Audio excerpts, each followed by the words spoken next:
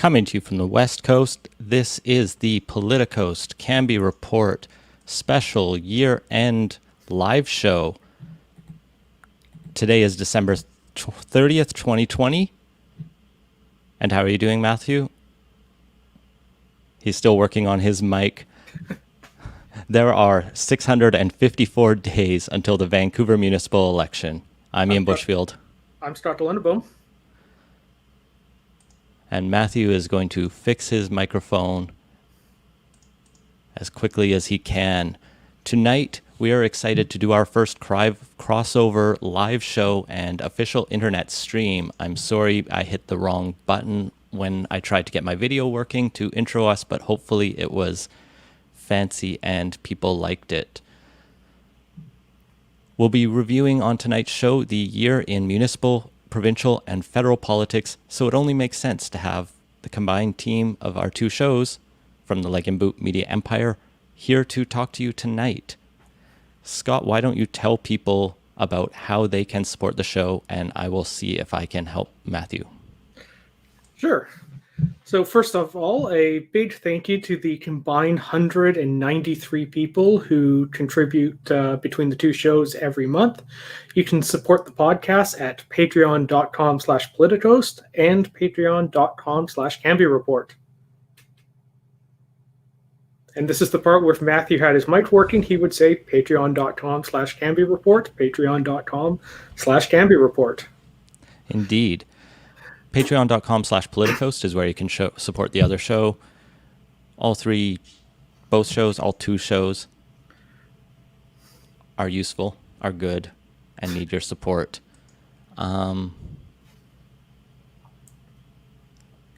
Matthew, I don't know what to suggest. If you can hit the cam mic settings at the bottom, maybe you can switch to the other microphone. You did manage to mute yourself and unmute, but other than that, maybe I will bump Matthew out from us for a second. If he can restart his Chrome, that might help, or his browser, that might help. Scott, why don't you lead us into the top story in Vancouver politics from your point of view from the past year? Okay, certainly. Well, I think on all three levels of government, top story absolutely has to be COVID. So we'll briefly touch on that one first before kind of jumping into kind of the three individual stories we picked out for the year in municipal politics. So overall, I think the city probably had the least direct responses to it, but nevertheless, it had to do a fair bit.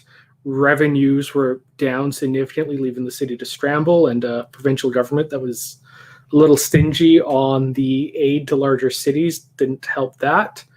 And additionally, you saw the city take a bunch of steps to support people social distancing, whether that was in Stanley Park, where they changed up how they were going to run the traffic and biking through there, or the patios that ended up leading to a little bit of controversy at City Hall. Yeah, the city, as we kind of saw across the country, has very limited tools to deal with COVID. And one of the things I think we could touch on, if we want later in the provincial section, is how BC managed to avert having each municipality run their own little approach of shows, own little approach of how to deal with COVID by mandating one law across the province. And I think that averted a lot of chaos that we might have seen. And I think we saw a little bit in other provinces. Well, that was after we actually had a bit of chaos, because it was only, second or third week of the crisis when the province actually stepped in and overruled every municipality's individual declaration of emergency. Jeez. Yeah, things started to get going very quickly. I mean, one of the biggest challenges for Vancouver's COVID response is just the lack of fiscal tools, right? They don't have the money. When they begged the province for it, they struggled. They didn't get as much as they wanted, and they had to ultimately resort to reaching out for a budget increase, but they didn't want to make that too onerous. And so we settled on this 5% property tax hike to cover the massive shortfall, and then an across the board kind of status quo to cut austerity budget. Yeah, the provinces also stepped in and did allow cities to borrow against their capital funds, which is okay in a crisis, but I think really underlines the problems with how municipal finance in general is structured in BC, is that cities can't really borrow, which leaves them in a tough position because they can't run a deficit just because there's a massive contraction in the economy that's only going to last a year or two. And hopefully by 2022 everything's bounced back. There's no big holes in revenue or anything. But the fact that they weren't able to just put out some bonds for a couple of years and ride it out like the other levels of government have, I think underscores a kind of big weakness in just structurally how the province runs its municipalities. And that is something the provincial government will hopefully take a look at, because municipal government overall is long overdue for reforms kind of structurally. Matthew, can you hear us? And if you say something, do we hear you?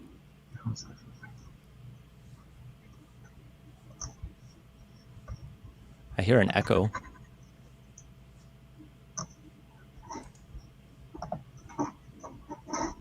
Any luck there, Matthew?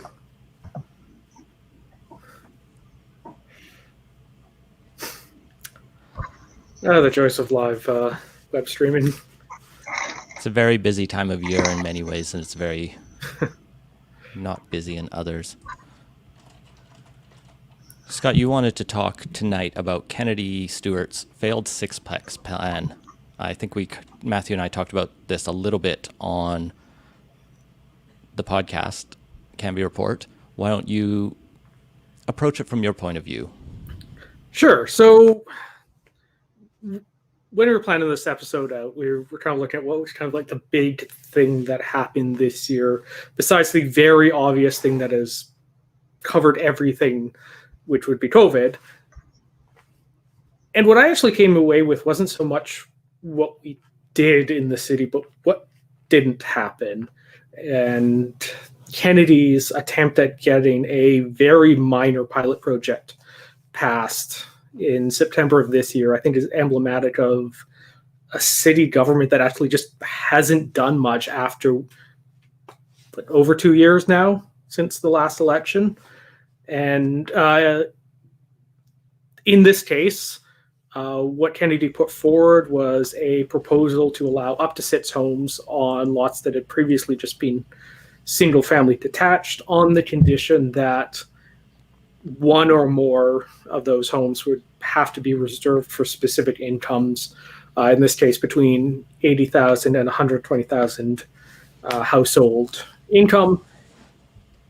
And the thing went down in flames when it actually went to council, failing 7-2, with Councillor Christine Boyle and Mayor Kennedy being the only ones to actually vote on it.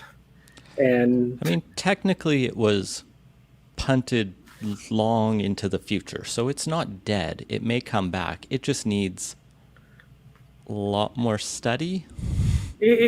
For all intents and purposes, it's dead. We're not going to see anything come of this, really. I mean, there might be like a line in the citywide plan whenever that thing gets done. And that was the other thing that one of the many things that got scaled back as a result of the COVID crunch. So that itself has been pushed off by a couple more years, and the scope is being narrowed. But this is just emblematic in general of the challenges this council's had actually getting anything done. And everyone on council kind of came in with a situation where housing was the top issue. Everyone kind of wanted to see changes, but nobody could really kind of agree on what was going to be done on that. And as we've seen, that has continued through now. And as a result, even something small like this couldn't get done, which is pretty terrible, because all of our attention's been taken away because of the pandemic, but there are still very serious problems in housing in Vancouver, and we're not actually seeing a council that's willing to put any political capital down and actually take action on that.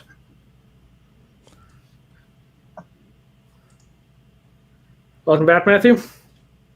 Sorry about this, everyone. There's been a bit of a problem getting the audio working on my computer here. Coming in a little echoey, but better than nothing at all. So I'll play with some back-end settings. I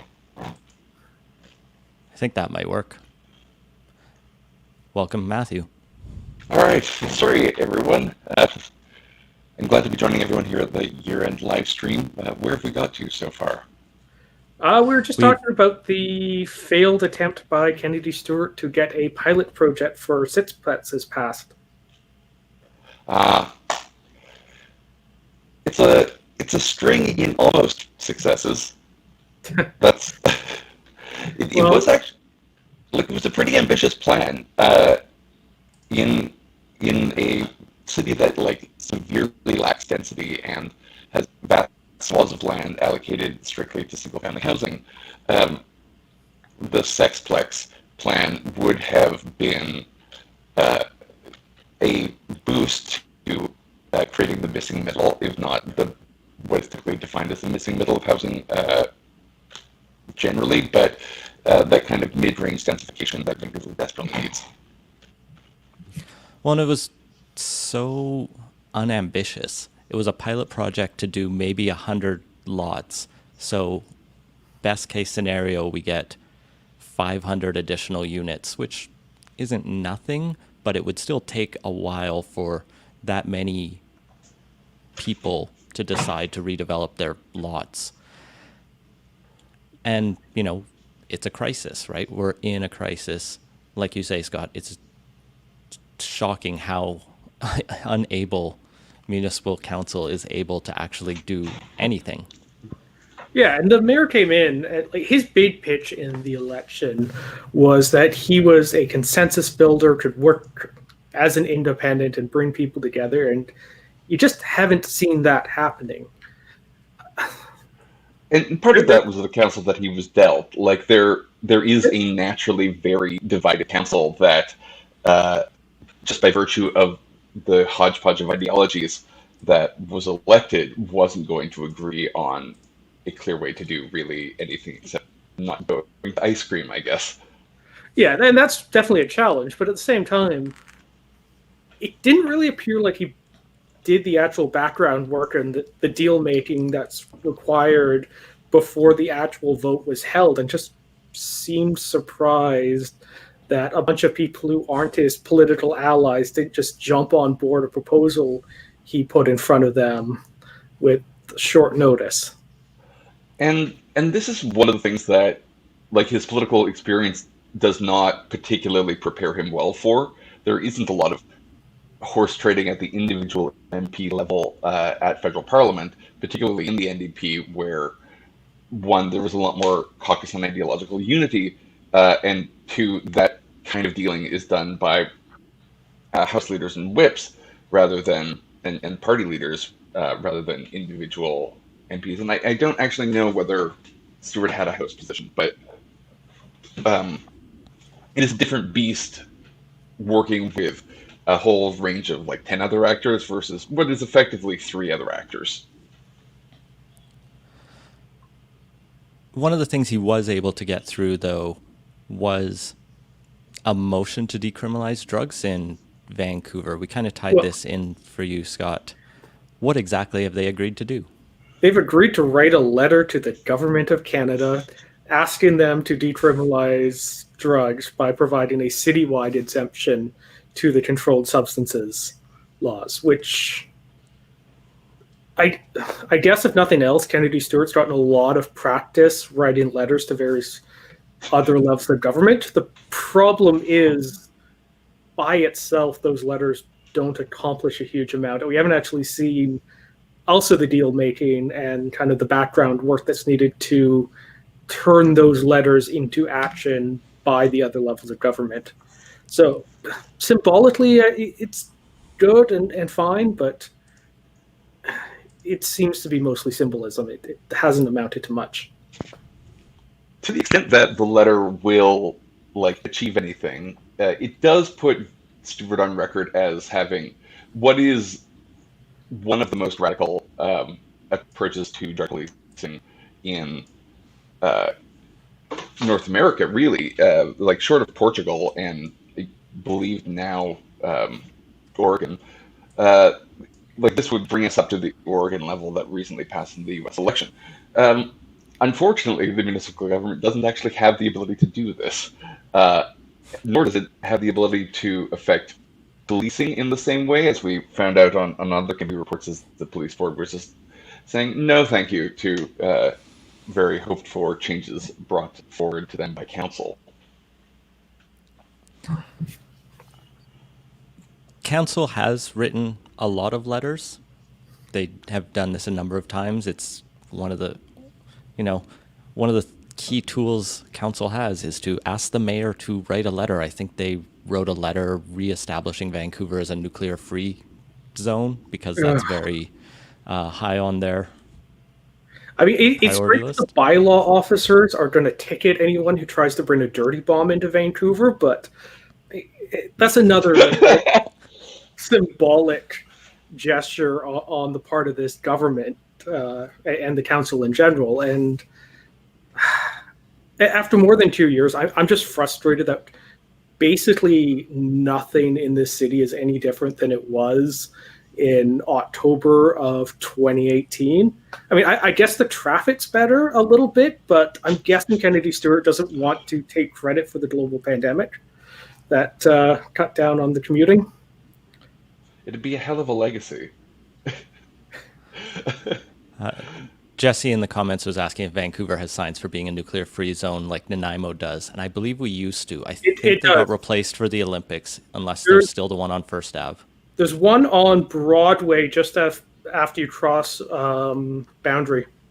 And as you come up from the airport or on Oak Street, there is a nuclear-free city thing, which has a picture of a mountain, which doesn't really speak to much. But it's kind of unfortunate because I want to drive in the other direction. I don't think that there is going to be a solution to long-term energy needs without some kind of nuclear power.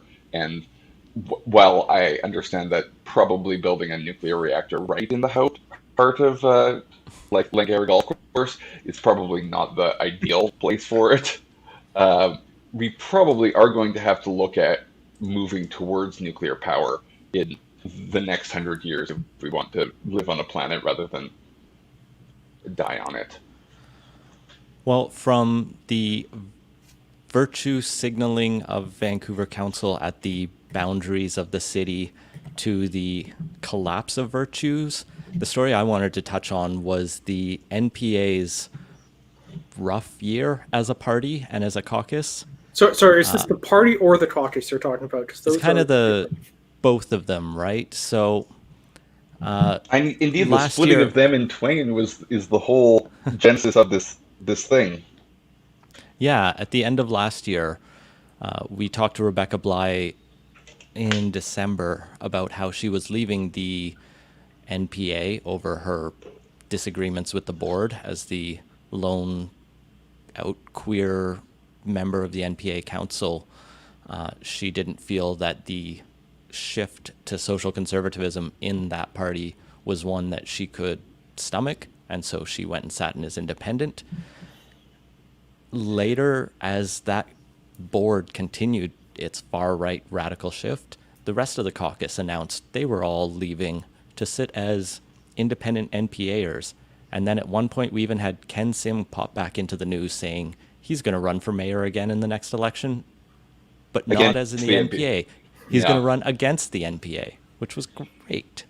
In fairness, it did work pretty well for Kennedy Stewart. He didn't have to run against anyone, though. Oh, I guess he did run against the NPA. Yeah.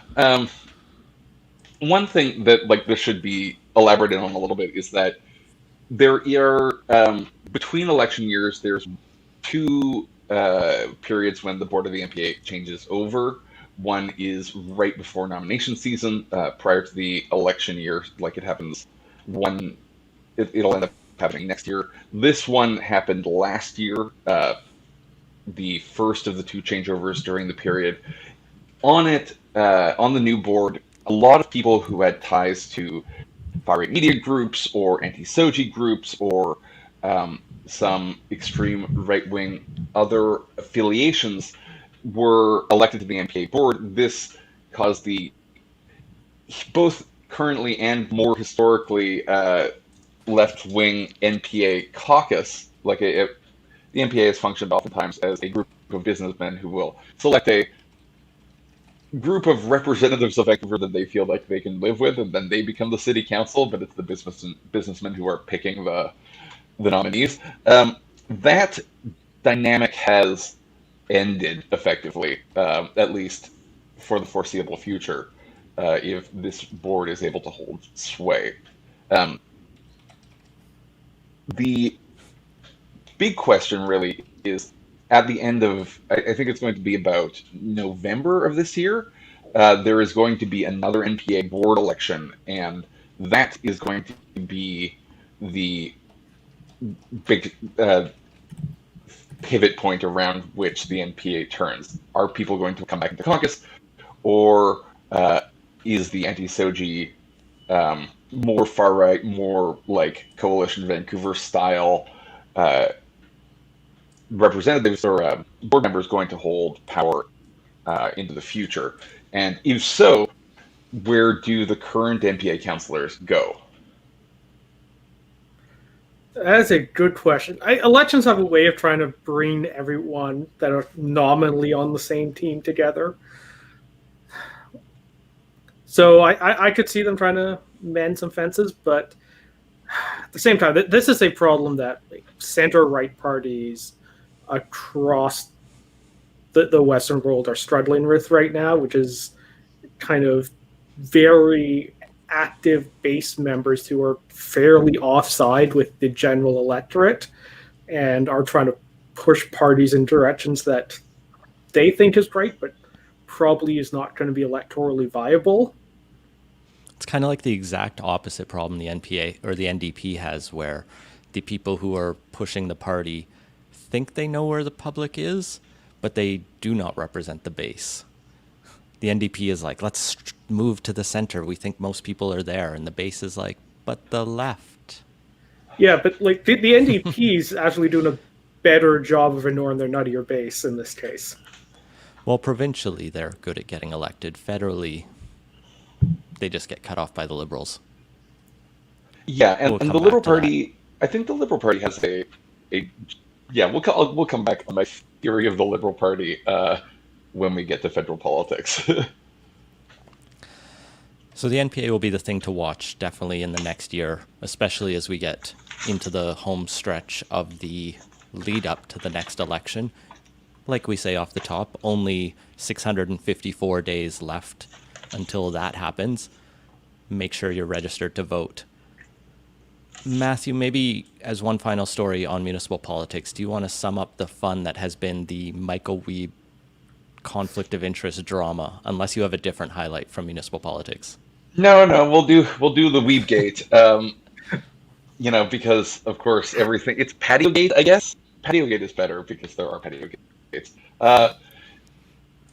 In fact, one on Michael Wiebe's 8.5 restaurant. So, at the beginning of the coronavirus pandemic, catastrophe. We could not eat indoors anymore, and on March 17th, the city shut down. Moving forward, the city council and powers that be tried to figure out a way for cash-strapped businesses, particularly restaurants, who also served as an essential service, creating dine-out meals and delivery options, to provide them with additional seating so that they could maintain some of their capacity over the summer months. This vote took place in May. It passed almost unanimously, I believe, if not unanimously, and Michael Wiebe voted for it. couple of weeks on, Michael Weeb's restaurant 8.5, which is just over yonder, and the another restaurant downtown that he owns a investor share in, both qualifying for patios under this program. Then, in June, this is reported in one of the regional papers, I think it's the Vancouver Courier. Later on in the summer, it is announced that a group of people, particularly those affiliated with some newly elected board members of the NPA, get him moved off We lost you there for a moment, Matthew. of conflict risk. The allegation is that people violated the Oh, Matthew, we're section losing your audio. conflict of interest, where you should not have voted for a policy activity against his pecuniary interests. Yeah, we're having a lot of trouble hearing you right now. You check your audio?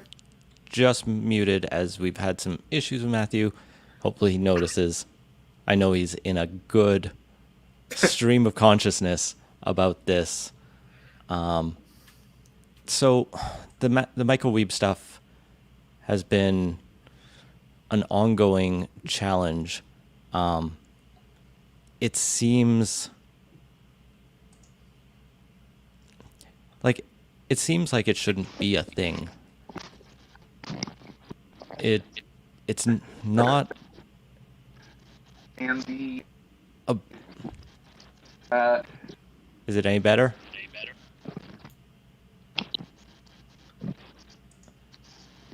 or the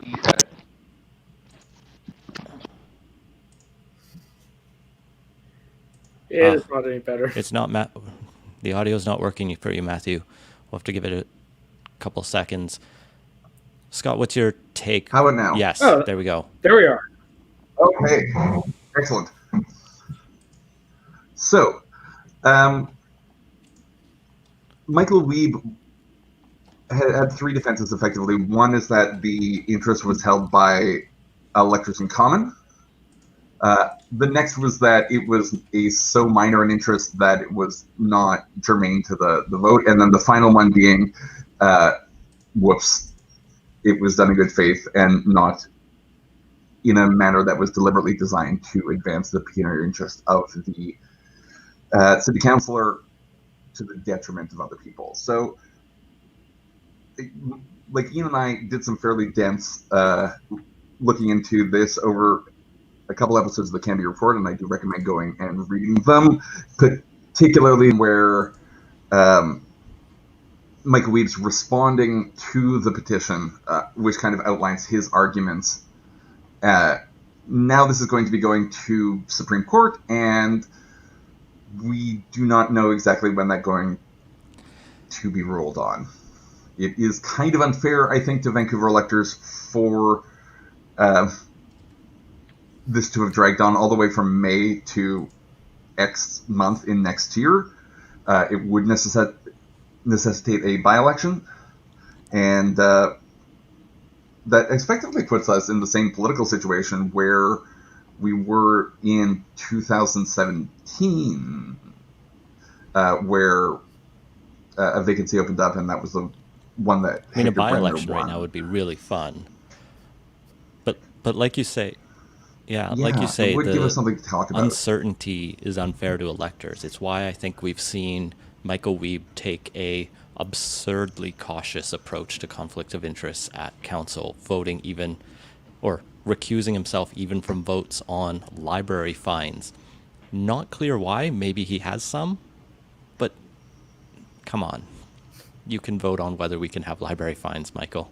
Or the things influencing, was it Easy Park, that who he's only on the board of because the city appointed him to it, and if he's not going to actually vote on it, what's the point of having the city pay him to be on it?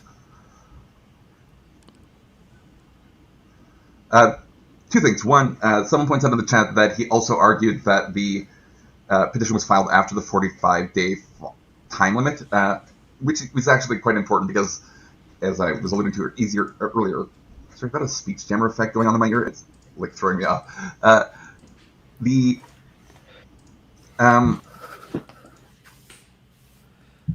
Petition is supposed to be filed within 45 days of the original violation coming to light.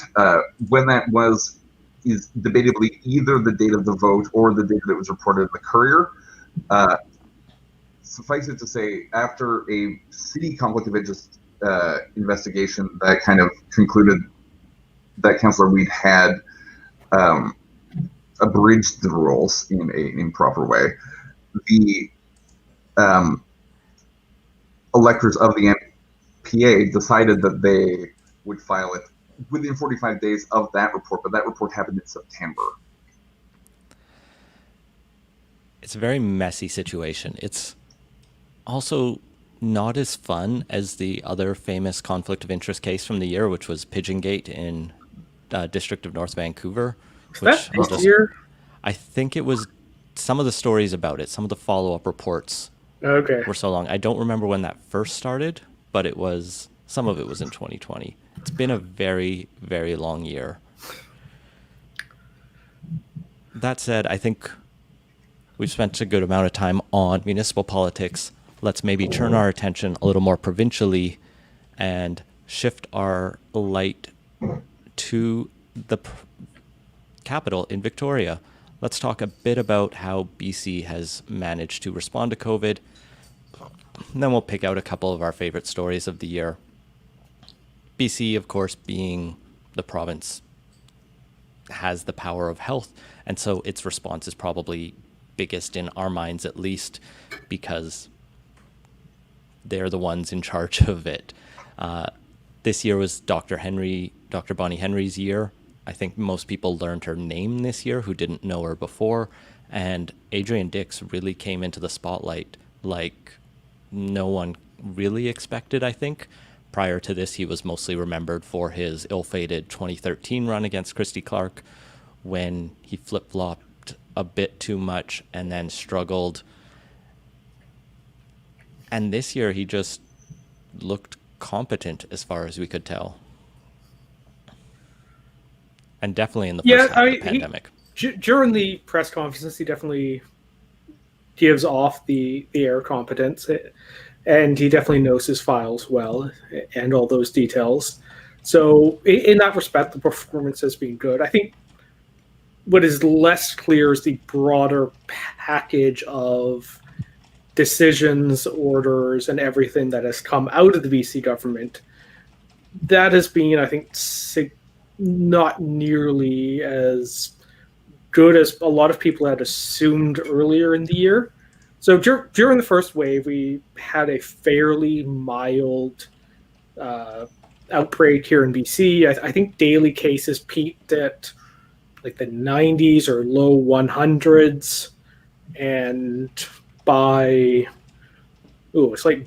June we were down to something like 10 cases a day, and I think that resulted in a lot of people kind of taking the impression away that BC was handling this particularly well, despite the fact that the public health had actually taken a pretty soft hand and light touch during the first wave, and then throughout the second wave that kind of started in August and really peaked in, I think, early December is when the highest case counts were. We haven't actually performed all that well, and the government has been, I think, slow to react. It's been taking a very kind of cautious wait-and-see approach, when I think a more decisive action would have been ideal. Like just as an example, it was not until something like November 20th when the province finally decided to take the masks that they've been recommending since May and actually make it a requirement that people wear them. Yeah, I don't know how much of our initial response was luck versus, smart decision making by Henry and Dix and others. I feel like and there was also a lot of collective buy-in early on that was really good to see. We had people actually shut things down voluntarily, so there wasn't as much need early in the pandemic to force it on people. And that did a lot of the legwork, I think, for the province. We haven't been able to get that same level of social buy-in recently. So how we're going to go about going forward. I mean, I'm hopeful with the latest numbers I've seen that the actions since mid-late November are having a big effect, but to be determined. Yeah. And I think I don't know if he can hear us, but I think I bumped Matthew's audio off, which means that he can no longer hear us, which is why he's probably not saying anything. Okay. No, I'm back. You are. I'm back, and I can hear you now. Okay. There was a brief moment of terror, and the fun of doing this all live. Matthew, what's been your perspective on how the province has managed this pandemic?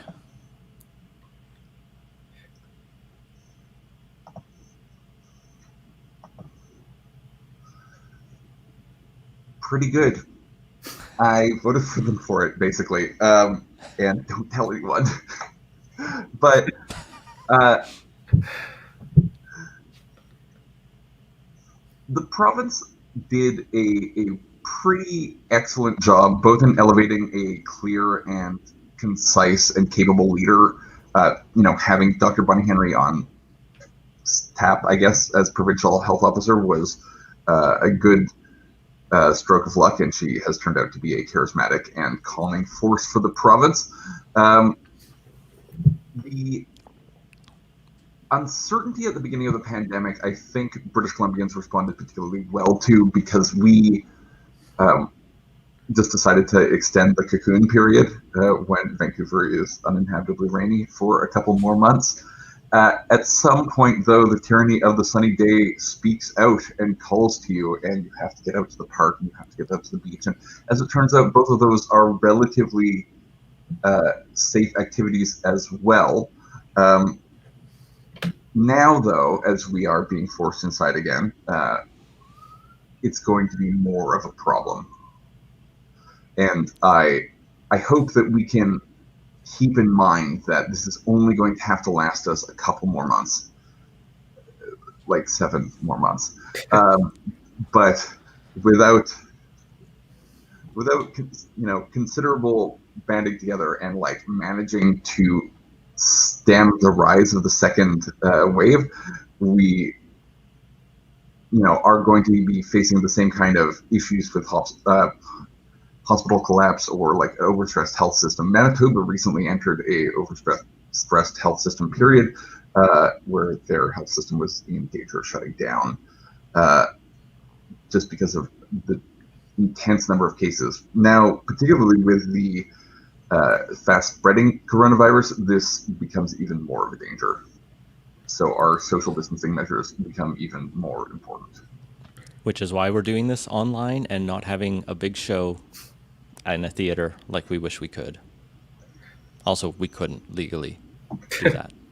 But just the only other thing I'll add on is today it was announced that liquor sales are going to be ending at 8 p.m. tomorrow, and well, that's good. I also do think it's a little emblematic of a kind of response from the government that's being a little slow and perhaps overly reactive rather than proactive. The fact that people like to drink on New Year's is not new information. It seems weird that this is only getting decided or announced on December 30th. And there's a dozen other things I could point to throughout this where the province has seemed to kind of taken a wait and see approach, where I think a more proactive approach to things would have probably been more effective. And hopefully when this is all over, we have a nice, Royal Commission or whatever to do a full after action review of everything that's gone on in 2020. When the Cullen Commission is done its public inquiry into money laundering, they can do a public inquiry into how decent our pandemic response was. Yeah, a lot of lessons learned from this, I think, both good and bad. The great thing about BC is we can always grade ourselves on a curve. We can point to other provinces, especially like Alberta and America, that are worse. Yeah, but that annoys me so much because that is a huge part of what was, I think, wrong with how British Columbians have approached this. Is that we, as in general, like Canadians have a tendency to want to grade ourselves on a curve, and as long as the U.S. or Europe or the UK or even Alberta is doing worse, we generally find ourselves being satisfied with the outcomes, even if they are objectively not great. Like, why was it generally considered acceptable that we'd have case numbers in the 700s rather than like the 100s we were having at the peak of our first wave? The answer is because other places have it worse. It is really why there hasn't been a bigger reaction to that. Well, let's jump into what we think our top stories from the year in BC politics were, aside from COVID, and obviously COVID affected everything. I'll lead off. We got a question in the patron Slack from Sancho about, and a suggestion about the Wet'suwet'en protests and the MOU that was signed as one of the highlight stories. This was something we talked a lot about early in the year. These protests somewhat shut the country down in January and February with rails being blockaded. There was a lot of headlines in it.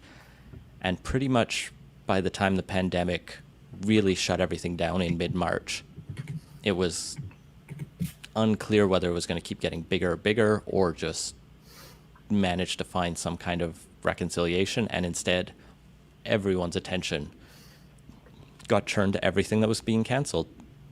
And so in that time period, just before March, the province had assigned Murray Rankin and Nathan Cullen, prominent ex-NDP MPs, to different consultative roles to smooth tensions with the Wet'suwet'en peoples, to try to find this memorandum of understanding, to try to figure out how we could deal with this. And the tensions really came back to how this Coastal GasLink pipeline from natural gas reserves in northeastern BC could get to new facilities on the west coast up north there.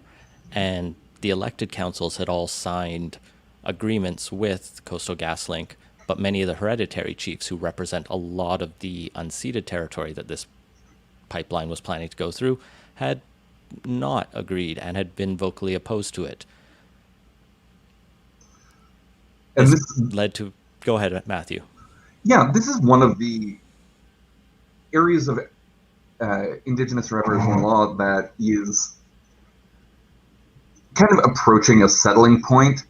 The elected bands are, in general, the desired interlocutor of the government, the federal government and the provincial governments, but there are land rights that are vested with the traditional hierarchies, including hereditary chiefs. This ended up being acknowledged effectively for the first time at the memorandum of understanding that was signed at the end of the Wet'suwet'en protests.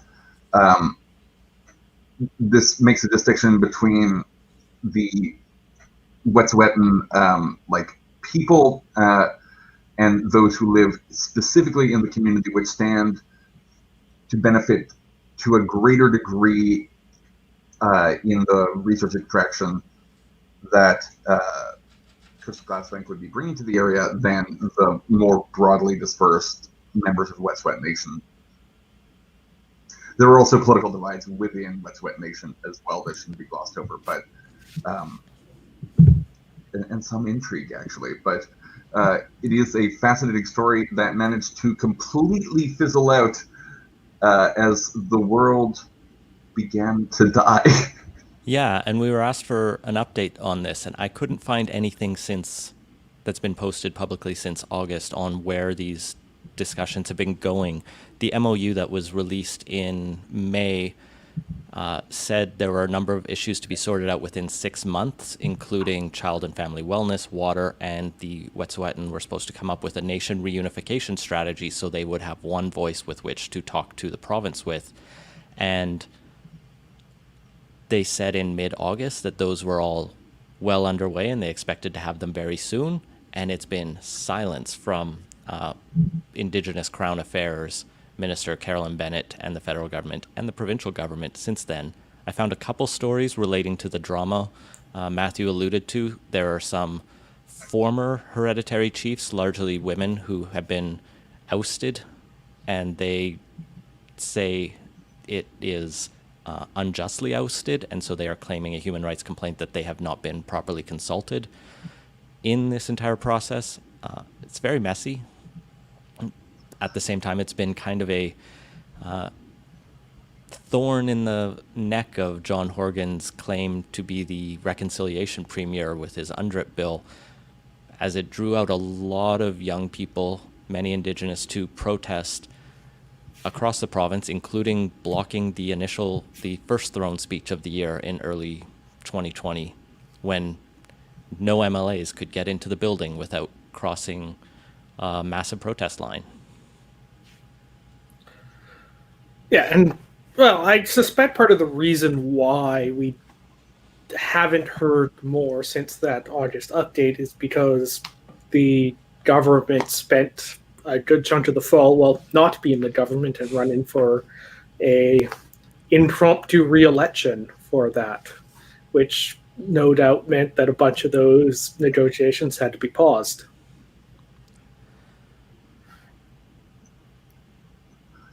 I would imagine that that's part of it. I also think that resolving the internal issues between Wet'suwet'en and I believe Wendat, which is the municipality effectively, or the regional government that's under the auspices of the First Nations Government Act, that is going to be a more challenging discussion for within the community. I wonder if they end up with some kind of like bicameralism or something like that, because both hereditary and elected governments have merit, I think.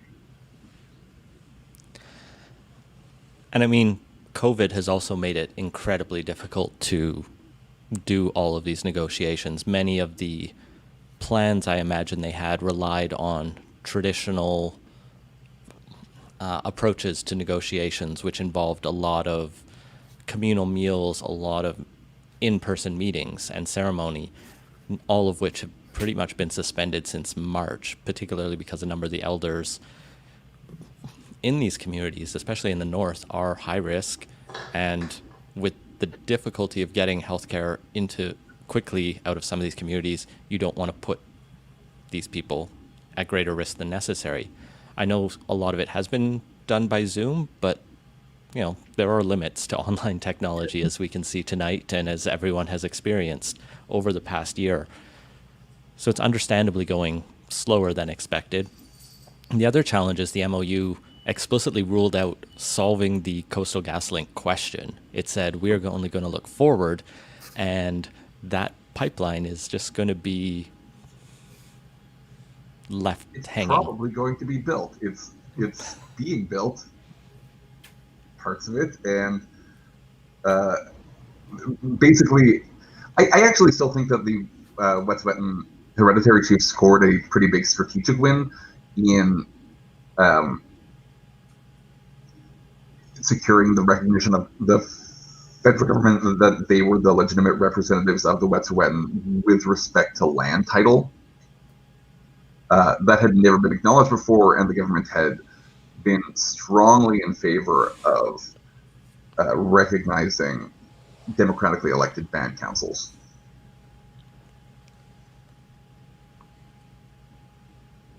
Well, you touched on the election and whether that may have impacted these negotiations or not, Scott, but that was definitely one of the big stories of the year. So why don't you take us into that? Yeah, in addition to COVID, this has to be kind of the big political story provincially of 2020, which is the NDP went from a tenuous minority government to a comfortable majority on the backs of, well, voters like Matthew, who supported them, I think, in large part because of the pandemic response and the perceptions there, as well as a rather troubled and weak opposition. And May Adam Smith have mercy on my soul. so, yeah, the end result was that the NDP got up to 57 seats and scored a bunch of unexpected wins in traditional Liberal strongholds in the Valley, which I think more so than the NDP's weakness, or sorry, more so than the NDP's strength, which a lot of kind of the broad factors were supportive of them. They'd had a good economy up until COVID. The federal government's response and their own responses to that kind of kept things more or less going, and they were seen to respond well to it. But the opposition party didn't really have, well, basically any idea of what it wanted to do or be. And the Liberals have been, I think, struggling with this ever since they lost power in 2017. And Andrew Wilkinson was never able to quite figure that out. And the broad strategy that they had employed of, well, if we just hold steady and can pick up a couple of those seats we narrowly lost, we'll be back in power. But it was an argument that was technically correct, but well, it is ignored all surrounding factors. Yeah, if you assume that 2020 or even 2019 is the same as 2017, then you're missing a lot of things, which they were, and it turned out not to be a good strategy, and it spelled the end of Andrew Wilkinson's leadership, and overall it's, I think, left the BC Liberal Party in a place of death spiral. Of what they are. Death spiral. I think one of the big tragedies of Andrew Wilkinson is that he... Oh. Wow. The Wilkinson leadership was so bad it killed Matthew's connection. I mean, so Wilkinson started the election with a weird pledge to cut the PST. So I actually think the PST promise could have worked if it was paired with a more comprehensive plan. That you could do like okay, we're in a crisis, people are struggling, we're just going to cut everyone's purchases, the cost of that, by 7%, except for foods, which is already PST free. That could have been done if you then gone, okay, and then we're going to pair that savings at the cash register with these other things we're going to do to help people out and, you know, build a better, stronger BC or whatever slogan they wanted to run on. But if just doing the PST cut kind of was at best a half plan that left them kind of just hanging out there, unsure what to do once that announcement was put out. Well, and I think we saw, particularly after the election, a lot of stuff come out about the back rooms of the BC Liberal Party and how dysfunctional it was. There was a couple of stories on how dissatisfied staffers were, people within the party, about the role and the approach Andrew Wilkinson had taken. And I had kind of gotten the impression, based on his leadership campaign, which highlighted women in the party and highlighted prominent female voices within his leadership campaign, that it wouldn't be the worst. But it turns out there was a lot of allegations against him in terms of just a sexist attitude where he would speak over women and demean people within his party, which led to a number of the big scandals during the campaign, like the leak of the roast for Ralph Sultan that pretty much ended Jane Thornthwaite's political career when they, attacked Bowen Ma, who's getting the typical amount of love from Joe in our comments as he would usually throw at her. There was also the Laurie Thronis scandals throughout the campaign, and his inability to deal with Thronis since pretty much becoming leader. Thronis was removed as a candidate after the candidate deadline, so still appeared as a BC Liberal on the ballot, but did lose his seat in the end. Thronis and the social conservatives like him, I think, kind of also hint at a bit of a problem right of center parties have. In the past, social conservatives were seen as part of the coalition, maybe the part you don't emphasize, but you kind of need their votes, so they're kind of loyal foot soldiers, but they're not going to be the ones setting social policy, and you just kind of need to keep them in the tent. But I think increasingly that is no longer viable, as I think the general public's tolerance for that, even when, nobody would have expected that if Andrew Wilkinson had won, that he was going to put Laurie Thronis in charge of social policy in BC. But regardless, too many people were uncomfortable with just having a tent that broad, and how parties on the right navigate that going forward is just going to be a challenge, because talking to a few liberals I know, there was a sentiment among some of them that, yeah, these were outdated views and need to go, and there's also a sentiment that, why are we kicking out someone who's been a loyal liberal for years? And those two things need to be reconciled, and I have no idea how you actually do that in a way that leaves a electorally viable party coming out of it.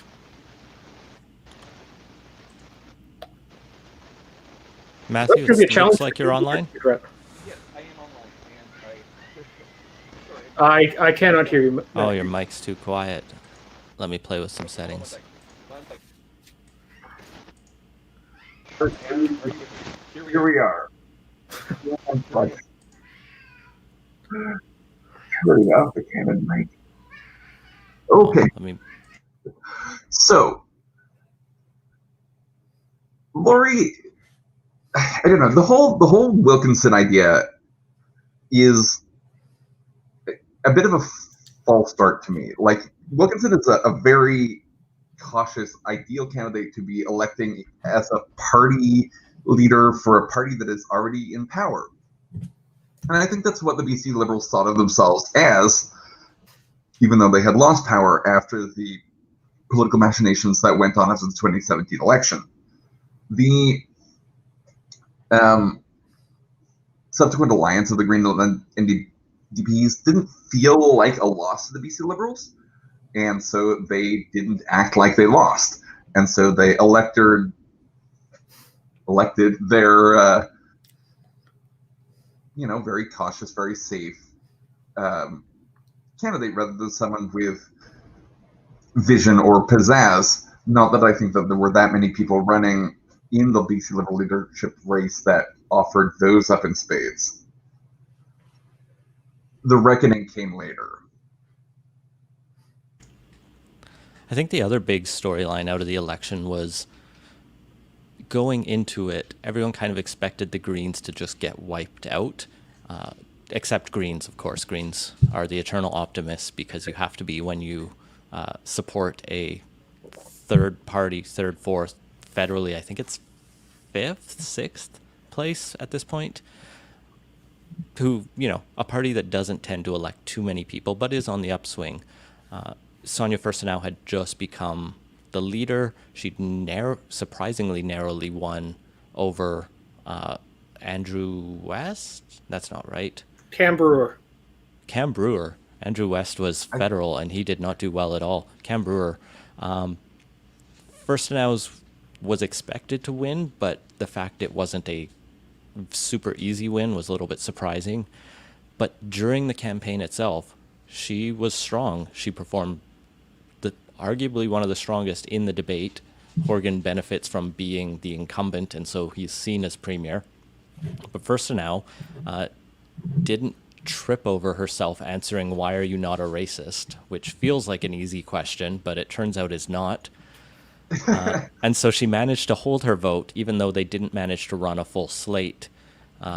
Did lose the one seat that they had in the last election where Andrew Weaver had pretty much not campaigned against the Greens, but had been pretty chummy with the BC NDP. He endorsed the NDP, right? That was a hard one for them. So, strong play by her. She had almost picked up a third seat on West Vancouver Sea to Sky, which would have broken them onto the mainland. I mean, she gets to keep her job at least. Yeah, it was a disappointing thing to see. I think Jeremy Valiant lose in West Vancouver Sea to Sky. Although I was, despite not voting for the BC Liberals, pleased that Jordan Sturdy kept his seat. I think he's a decent MLA. The challenge for Green politics is to carve out a place for it as a potential equivalent role to the NDP in a provincial system. Can it be kingmaker? Obviously it can, because it did serve that role in the previous election. But are they going to be able to win enough seats to provide policy input and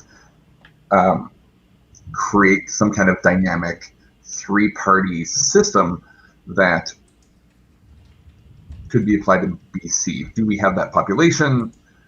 Only Quebec and Ontario have semi-stable three-party systems. And I think it's a matter of population for one to get there, because in most of the other prairie provinces, the Liberal Party has died out. Well, I'll just add to the three-party piece. The Greens did do quite well in the last PEI election, and you do have a three-party legislature there. hey, and the Greens are doing quite well in Metro Vancouver and could probably win a majority if they just ran that many, because at local politics, people will vote the slate even without looking deeper, as we discuss many a times on the Cambie Report. Yeah, the local Green Party is significantly less environmentally friendly than the name would suggest. They're friends of the environment. They're go to the birthday, but they're not going to pick him up at the airport. I mean, there's so much more we could talk about on provincial politics, but I'm cognizant of the time. I think we promised people we would finish within an hour. We're going to extend the show till 9:30. We're going to turn our attention to Canadian politics in a second. I just want to comment and mention that, this year saw the retirement of Darryl Plecas. He was the Speaker of the House, who will probably go down in memory as one of the more eccentric and probably influential ones in terms of just shaking stuff up that needed to be shaked up. Maybe he didn't do it the most smoothly at many times, but he definitely, there are charges against a former clerk because of the actions of Darryl Plecas now, and likely more charges coming as the police continue their investigations. So pour one out for Plecas on New Year's Eve. I don't think we would have seen any other speaker cruising around the suburbs of Victoria with his chief of staff scoping out wood splitters. And it does kind of illustrate a blind spot in our government, in that the actual administration of the legislature is a kind of black box. Linda Reid spent $50,000 on, bringing the Parliament buildings into the late 20th century, so that she could see the items on the order paper that she was going to be deliberating on. Plegas has his moments, both in terms of turning against his party in a moment where party unity and like the pressure to conform to like Christy Clark's win and not to allow the NDP to get rather to get a functional majority in combination with the Greens. An NDP speaker would deny them that seat in a vote. But, finding errant wood chippers or log splitters. Log splitters. Well, let's go to Ottawa and look across the country. Federally, Trudeau had quite the year. He didn't give us a budget. He finally gave us a fiscal update towards the end.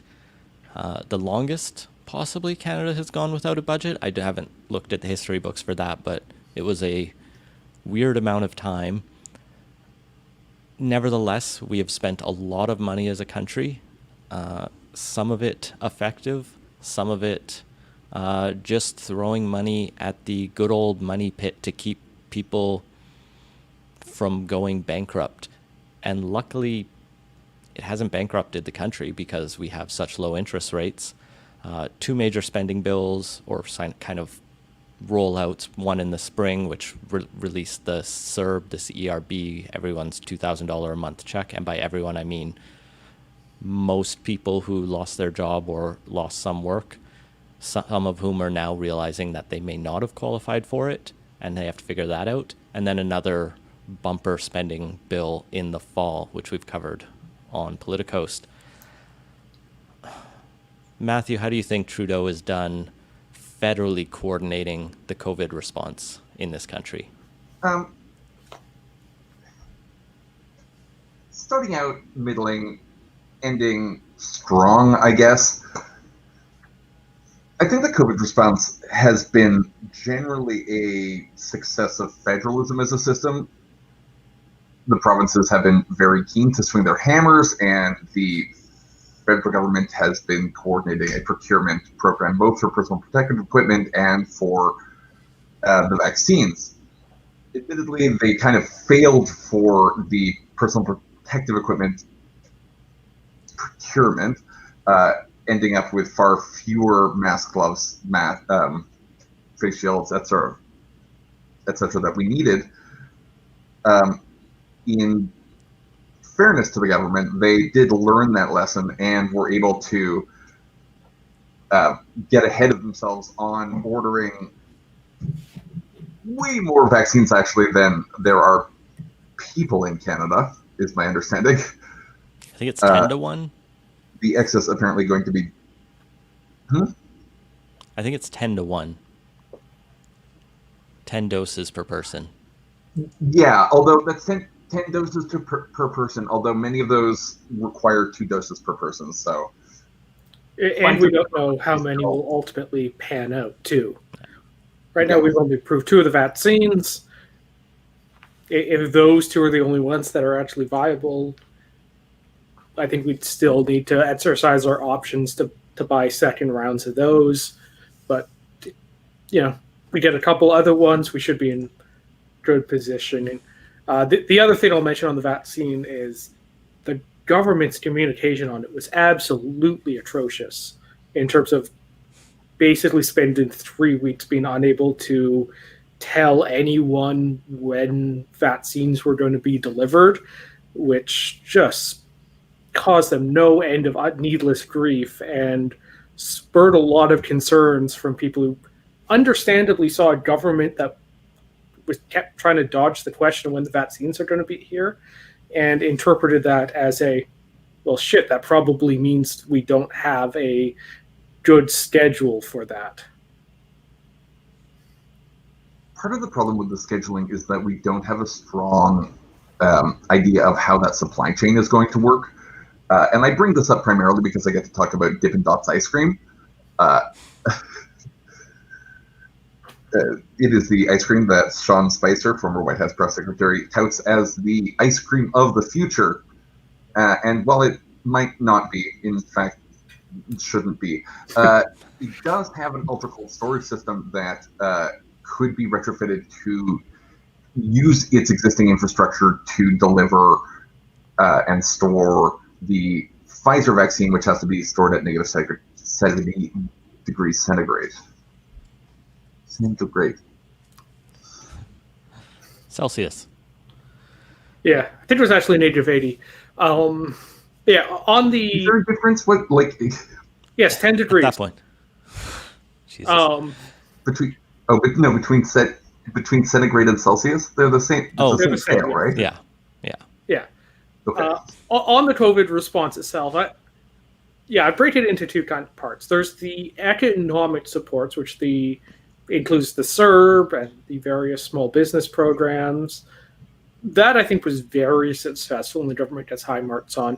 The other issues, some of it's procurement, some of it regarding borders, quarantine, all that stuff, are decidedly mixed. Remember back in, was it March, when the government or provinces and cities ended up sending their own police and bylaw officers to airports to start enforcing quarantines because the federal government had no system in place at the airports to deal with that. Just today, I think it was, the government made announcements about requiring a negative test within 3 days of a flight in order to come back. But that still kind of raises the question of why is this being decided in December? And okay, you get a negative test 3 days before your flight, but you can still catch something in the intervening time. There's, I think, a lot of room to tighten up our isolation and quarantine requirements for visitors coming back. Just overall, those aspects, I think, at best get kind of part marks for. I think something that mirrors federally and provincially with the response has been just a difficulty with information distribution. We've seen this with many reporters in BC complaining about difficulty getting or finding out specific data. BC is refusing to collect race-based data despite calls from the Human Rights Commissioner to do so, claiming it's, important, but they can't do it yet because of privacy, and then it would, distract from other things, and it just all seems like another excuse of why not to do it. And so we're getting more information than I think we're used to getting out of the health ministry, but it's also like a lot of paternalism still kind of built into public health at many different levels, where you just kind of have to trust them that they know best. They're deciding things behind closed doors, and they'll come and tell you what the decision has been, and you will trust that it was made on the best science, even when it's pretty clear that some politics will always enter into it, which should be fine if we can justify it and talk it out. Yeah. I mean, it should be politics of a policy discussion sort. It's bad when articles of health get totemified as culture war artifacts. Masks are useful, and while I find them annoying, and while I really don't like waiting that 45 seconds after I walk into a store and am immediately blinded, they're just very good at preventing the spread of coronavirus, especially if we all wear them. A 50% increase, it's a 50% mask wearing population can decrease the spread of coronavirus by 75% because it decreases the number of interactions that between corona-positive transmitters and corona-negative targets by a factor in excess of that which is the percentage of mask wearers. Yeah, I think we were there were definitely mistakes made early on with regards to recommendations on masks. I'm glad that's being sorted out. I'd be a little disappointed about how many of the people who were hammering on about masks in February and early March turned around immediately and started opposing them. Turns out they were more concerned about being a contrarian culture warrior than taking the win when they had it handed to them. But that just seems to be life these days. So I want to come back and circle back to Trudeau's economic response, because one of the other biggest stories of the year was a portion of that initial response called the Canada Student Summer Grant Program, this $912 million, which was announced that was going to go in a sole source contract to the We charity to pay students to volunteer for the summer, but also nonprofits, and particularly We would pocket a lot of money to administer this. And was weird. It was hastily put together, obviously, because the government needed to get money out the door as fast as they could. But it was quickly pointed out by a lot of people that this raised a lot of questions about conflict of interest, whether substantive pecuniary, giving deals to people in your family versus just the conflict of interest, ugly stuff of cronyism and kind of ugly politics. So there was some connection between Trudeau's family and We Charity. Bill Morneau had some questionable deals where he insubstantial nothingness things. Well, his daughter worked for We Charity, I think. And he had that $40,000 check. Yeah, he had a $40,000 of expenses from a trip he took with them that he kind of forgot to pay back. It's like a bunch of problems all around there. And we never really got, I think, good definitive answers on this because Parliament got prorogued and everyone had kind of moved on a bit, and there wasn't a huge amount of new data coming or new information coming out. But there's still a bunch of unanswered questions here.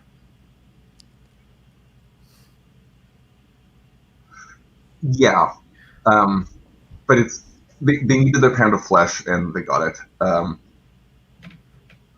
The government screwed up, and this is exactly it's like the classic Liberal scandal. It's self-dealing. It's like kind of soft agency power, soft. It's like a culture issue. It's done without proper oversight. It's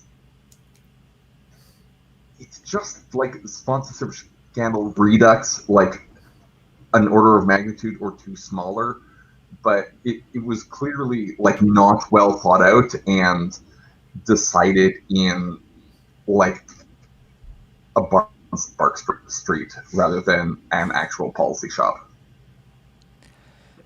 Yeah, I remember some of the stuff starting to come out about how we had basically been pitching something like this for a year or two, or maybe even just in the initial lead up of the pandemic is, hey, here's something we can do. And Trudeau seemed to be really keen on this specific idea, even though there were a lot of unanswered questions because, $1 billion is a lot of money, even for a charity the size of We. Nevertheless, this whole controversy ended with We completely closing up shop. The Kielburgers are going to, I don't think anyone's heard from them in a couple months. They've just kind of gone back to basics. They'll resurface in a year, I think. Yeah. Doing something else. Matthew alluded to Bill Morneau losing his job. Or, no, going to pursue, what was it, the OECD, I think. OECD chairman. Yeah, so he's a private citizen now. Completely out of Parliament altogether. And yeah, I think Trudeau's recovered most of his COVID shine, I guess, but this really took a lot out of it in the summer months. And it really felt like a scandal that continually should have ended quicker, but then it was like 3 months of straight headlines. Oh well, We spent a lot of the summer talking about this. yeah, well, that's because this version of the Liberals are terrible at crisis communication and putting scandals to bed. They should have prorogued much earlier. It For became someone who clear. was ostensibly so great a communicator, Justin Trudeau puts his foot in his mouth a hell of a lot. And then he doesn't have anyone around him to help him get it out.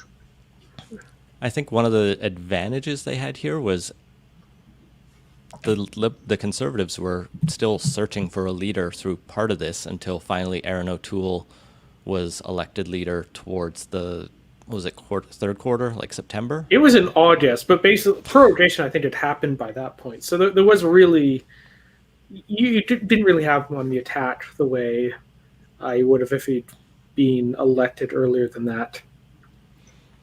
And so you were left with Jagmeet Singh trying to take some points. Elizabeth May was still leader of the... No, Elizabeth May wasn't leader of the Greens, but everyone had forgotten. I believe it's Joanne Roberts was the leader of the Greens technically, but she wasn't in Parliament. So the Conservatives got away with that. And sorry about the feedback, everyone. I'm just going to mute Matthew for a second to solve that. There we go.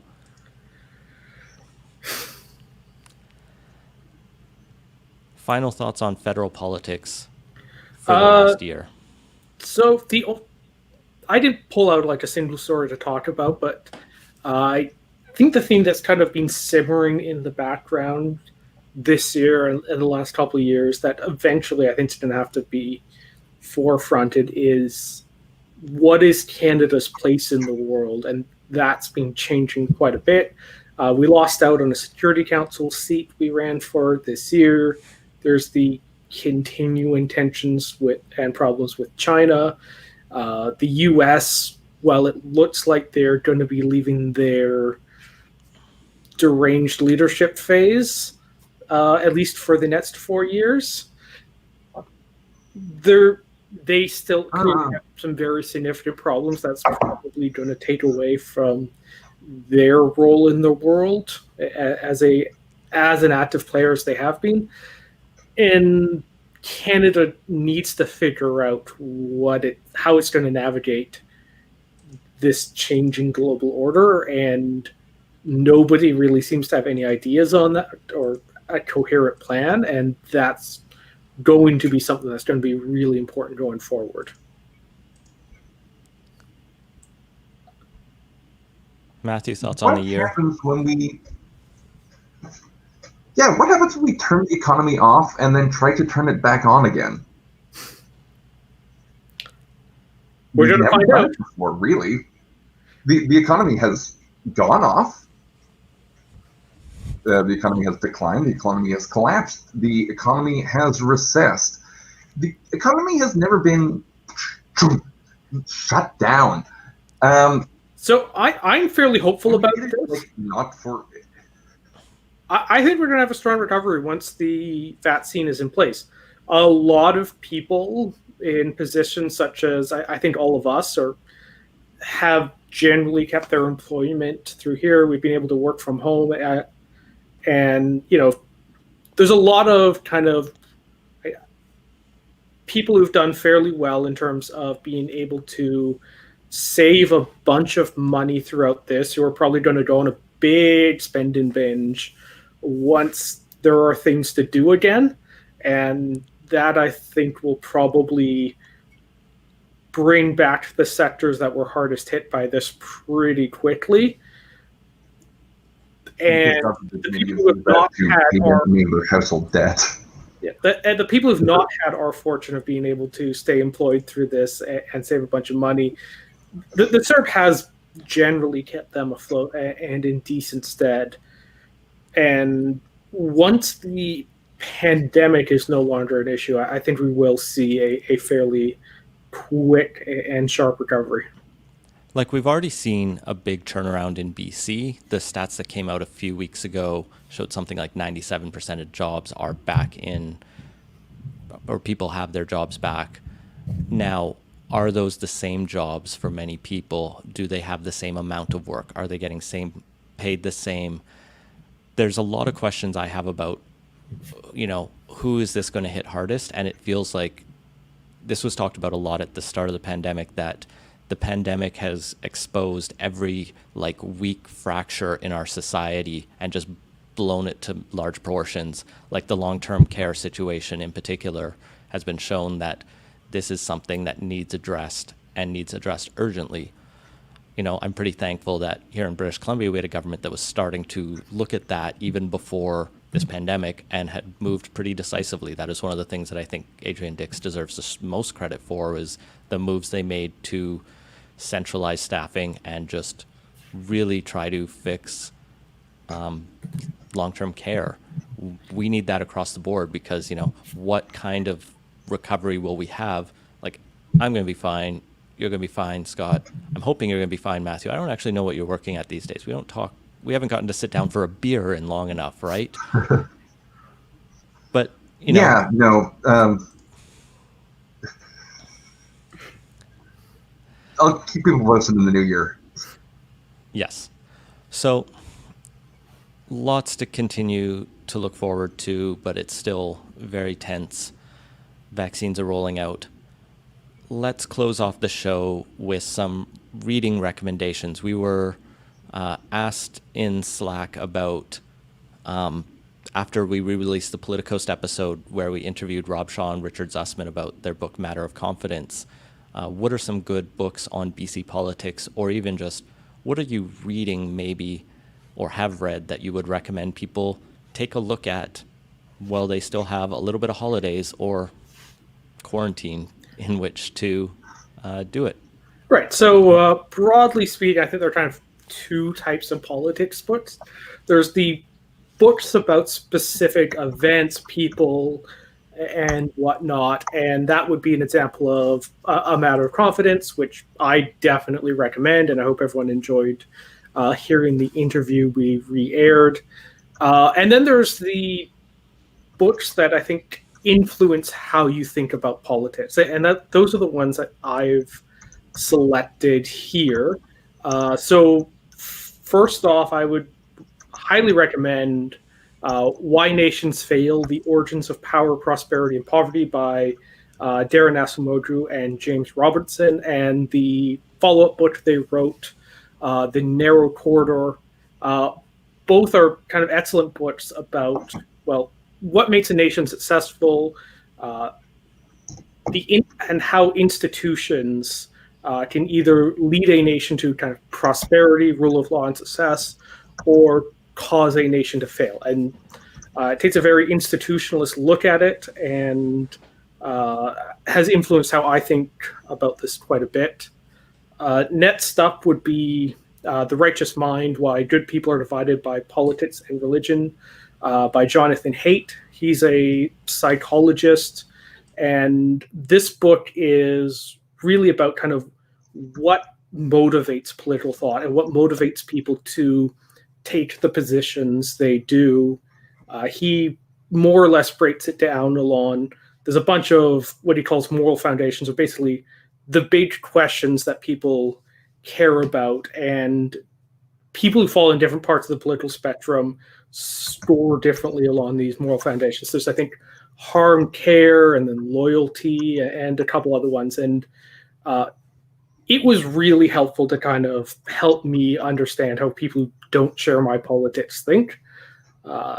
So I would recommend that. Next up would be Seen Like a State by James C. Stott. And this one's really about how states look at or try and make sense of the countries and the places they govern, and how the inherent complexity of reality has to necessarily be simplified into a simple model that states can then go out and measure and understand, and all the ways that that causes problems go as states try and comprehend the complex worlds they govern.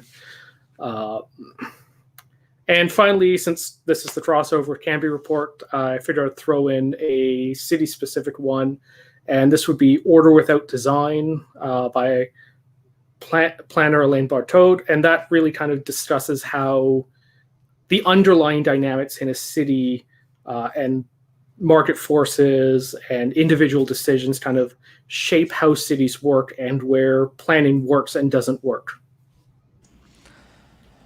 My recommendations are going to be a little less heady in terms of, I've read a number of heavier books, and I'm sure if I dug through my shelf, I could find them to pick out. But for more background on BC politics, one I really loved was Fantasyland by Gary Mason and Keith Baldry. It's an older book. It was written in the mid-late 80s during the Bill Vander Zalm regime, but it's about his rise to politics. And if you don't know the story of Bill Vander Zalm, he was really BC's like evangelical Trump in a way, well before Donald Trump was a character to consider.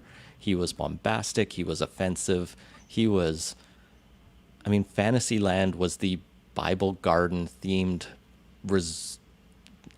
amusement park he owned in Richmond, where he held a number of his press conferences, and eventually got into conflict of interest scandals over. He embarrassed the Social Credit Party, but also won an election, but then was, one and done kind of premier. Really fascinating story. It only covers up to how he won, but good, background on BC politics. And the other one I also like is Being Brown by Rosemary Brown, who was the first black politician elected to the BC legislature, I believe, the first black woman. Oh, dear.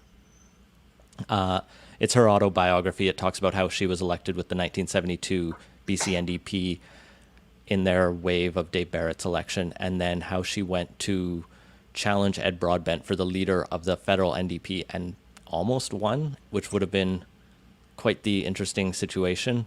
Her campaign slogan in that was "Brown is beautiful," and she was quite the radical at the time. And the other book I most recently finished was Missing from the Village by Justin Ling, which is his kind of true crime story about the gay village killings, the serial killer in Toronto recently. And a lot of it is written more in the true crime style, which is not my thing, but it really, I think, in the current situation, touches on a lot of the challenges police have, both in serving marginalized communities, just in terms of how poorly they treated this community, and then just the investigation, it didn't take seriously the concerns of that community. And so it was a good book. It was a fun read. And yeah, thanks to Ling's publicist for reaching out to us, because they provided me a free copy for it. What's on your list, Matthew? I had a couple of books, a couple related to the pandemic, a couple related to cities, one that I think evokes a sense of the period of history that we are living in right now. The first is Station 11 by Emily St. Vincent Mandel. It is a ethereal fiction book set in Southern Ontario about how society continues after a fictional flu wipes out 90% of the human species. And this is a bad thing, but it follows some individuals around the Great Lakes to the mystic town of St. Deborah by the Water, and tracks a couple of the descendants of an acting troupe from their last performance in Toronto to wherever they ended up in the after times. It is interesting. It has this sort of desperation invoking feeling that made me want to get to the end of the book, but at the end of the book I wanted more. And it was almost a little unsatisfying in that way. Next, I'm going to recommend a pair of books that I think should be read together. Boomtown by Sam Anderson and Blowout by Rachel Maddow. They are both about the Oklahoma City oil industry, and particularly how Russia has influenced the development of that oil industry and how Americans from Oklahoma have been active in Russia. Boomtown also focuses more on the development of Oklahoma City as a city, and in particular how the absolutely horrendous and chaotic Sooner land rush at the beginning of Oklahoma was one of the things that set the tenor for the state for the next 150 years of its existence. It also talks a lot about their thunder. What wasn't Oklahoma basically settled by letting everyone line up at the state boundary and, Yes. and rushing out to claim land? So there are two types of people in Oklahoma settler history. There are the boomers, not to be confused with our boomers, but these boomers are part of the land boom.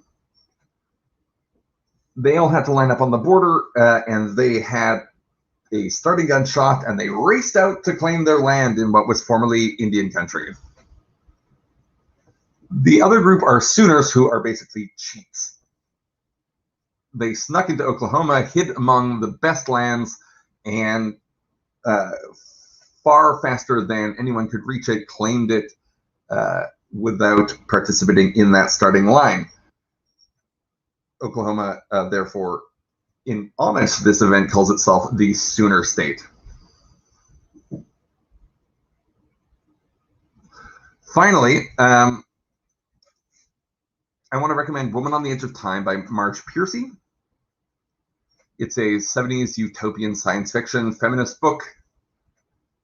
There are just moments in it that make me think of how 2020 could be a pivot year to things getting much better, or incredibly worse. If you like utopian science fiction, I highly recommend it. The first few chapters are a bit of a slog, but it kept me reading through to the end. I